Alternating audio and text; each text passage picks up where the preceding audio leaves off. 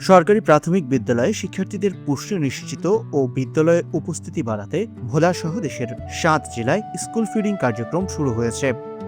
গ্রামীণ জন উন্নয়ন সংস্থা GJUS সরকারের অর্থায়নে এই কর্মসূচি বাস্তবায়ন করছে। রোববার সকালে ভোলা, পটুয়াখালী, বরগুনা, পিরোজপুর, ফরিদপুর, রাজবাড়ী ও গোপালগঞ্জ জেলায় একযোগে এই কার্যক্রমের উদ্বোধন করা হয়। কর্মসূচির আওতায় 2673টি সরকারি প্রাথমিক বিদ্যালয়ে 3,61,735 জন শিক্ষার্থীর মাঝে ডিম, রুটি, কলাসহ পুষ্টিকর খাবার বিতরণ করা হচ্ছে।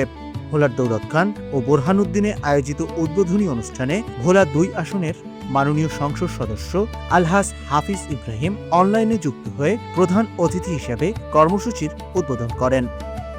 এ সময় প্রতিটি জেলা ও উপজেলায় আয়োজিত অনুষ্ঠানে উপজেলা নির্বাহী কর্মকর্তা, উপজেলা প্রাথমিক শিক্ষা কর্মকর্তা, শিক্ষক সংগঠনের নেতৃবৃন্দ এবং সংশ্লিষ্ট কর্মকর্তারা উপস্থিত ছিলেন।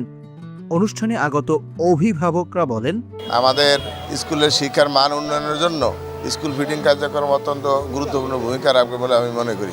আমাদের প্রাইমারি, বিশেষ করে সরকারি প্রাথমিক বিদ্যালয়ে যে সকল শিক্ষার্থীরা স্কুলমুখী ছিল না, তারা যেটুকু ছিল না সেটুকু পুনরায় আবার স্কুলে ফিরে আসতে বাধ্য হবে। আর কিছু শিক্ষার্থী দেখা গেছে যে আমাদের কাছাকাছি এই যে বিভিন্ন মাদ্রাসা বা ইত্যাদি যেগুলো ছিল, কিন্ডারগার্টেন ছিল, এখানে চলে গেছে। তো তারা আবার দেখা গেছে যে এই স্কুল ফিডিং কার্যক্রমের মাধ্যমে আবার আমাদের স্কুলে ফিরে আসতে সচল হবে, বা এটা আমি মনে করি আর কি। ম্যাক্সিমাম বাচ্চারাই হচ্ছে গিয়ে কি সকালে না খেয়ে আসে, তো এতে তাদের হচ্ছে গিয়ে লেখাপড়ার প্রতি তারা মনোযোগ দিতে পারে না। ঠিক আছে, তো আমি মনে করি সরকারের এই উদ্যোগটা, আমি মনে করি একজন মা হিসেবে আমি যথেষ্ট স্যাটিসফাই। আর আমি মনে করি যে সরকার অনেক ভালো একটা উদ্যোগ নিয়েছে বাচ্চাদের জন্য, কারণ তারা যদি ভরা পেটে থাকে সেক্ষেত্রে তাদের হচ্ছে গিয়ে লেখাপড়ার প্রতি তারা মনোযোগী হবে এবং তাদের মেধা বিকাশের ক্ষেত্রেও এটা যথেষ্ট উপযোগী। ঠিক মতন স্কুলে আসবো, যে স্কুলে নাস্তা দেয়, আমরা গেলে টিফিন ঠিক মতো পাবো। ওরা খাওয়া দাওয়া করে ভালোভাবে, এনার্জি থাকবে শরীরে, লেখাপড়া ভালো করবে। কর্তৃপক্ষ বলছে, যেহেতু নিয়মিত ভিন্ন ধরনের আইটেমের খাবার পাবে, ওরা পুষ্টিসম্মত খাবারের আশায় উৎসাহ নিয়ে স্কুলে আসবে, এইটা আমরা আশাবাদী বিষয়।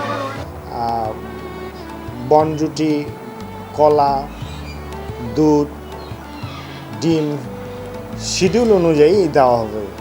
এতে শিক্ষার্থীদের ঝরে পড়া রোধ হবে, যে ক্ষুধা অবস্থা থেকে উত্তরণ হলে বিশেষ করে মধ্যাহ্ন বিরতির পরে যে ক্লাসগুলোতে শিক্ষার্থীরা আগ্রহী হবে। সরকারের এই উদ্যোগ শিশুদের সুস্থ বিকাশ নিশ্চিত করার পাশাপাশি দেশের প্রাথমিক শিক্ষার মান উন্নয়নে ইতিবাচক প্রভাব ফেলবে বলে মনে করছেন সংশ্লিষ্টরা।